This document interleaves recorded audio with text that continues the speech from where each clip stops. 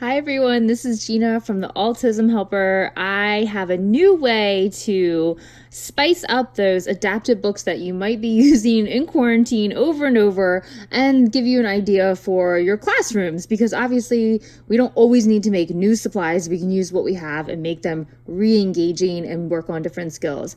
I love Sarah's adapted books. I love every single one she creates. The Farmer series is one of my favorites, so I thought I would show you how to incorporate different activities, like extension activities. So maybe you've read the book a bunch of times with your student or your child, and maybe they're not as engaged with picking like the pieces off here. So if you're not familiar with adapted books, it has a repetitive language approach. It's amazing. It's predictable. I love how Sarah uses boxes to help with word placement and reading and prediction.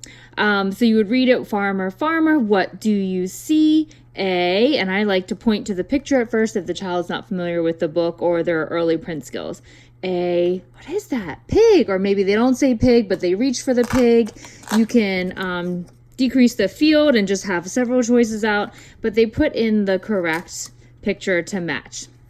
Another way you can do this book, you can take some kinetic sand, or maybe you have a sand pit out back, or a little play area, or beans, or whatever you want to use. You could even use water, and you can put your pieces, this might not be good for the water idea, but you can stick your pieces into the sand, and depending on your child's level at this time, you may not put all the pieces in there. You might put one of the pieces in there if you want it to be more airless, and just read the book the same way and have them pick it out of the sand. It just makes it a different way, a fun way of learning the book if they're used to doing it.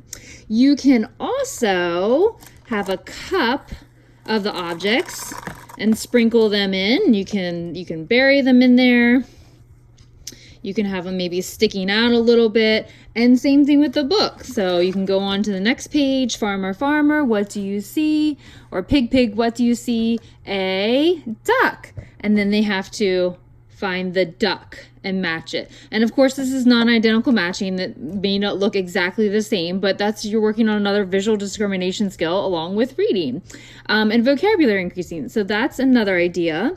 I also like, if your cup is empty, you can use it as kind of like a microphone. Kids love to hear their own voice, and I think it's super engaging. So you can put it up to your mouth and show them, when you're reading the book, pig, what do you see? A duck. And then you can hold the cup up to your mouth and make a duck sound.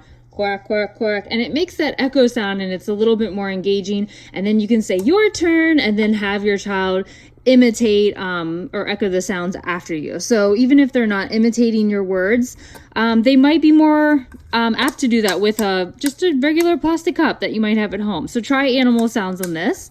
And my last thing, I don't have a empty paper towel tube, but once you're finished all those paper towels in our quarantine, you can put the paper towel up to your eye and play I see. Okay, so now you're not doing sounds, but maybe you put it up to your eye and you say, pig, what do you see? I see a duck looking at me. Okay, so you can put it right up to your eye and pretend like you're looking through like a microscope or a telescope or something, and then give it to your child and say your turn.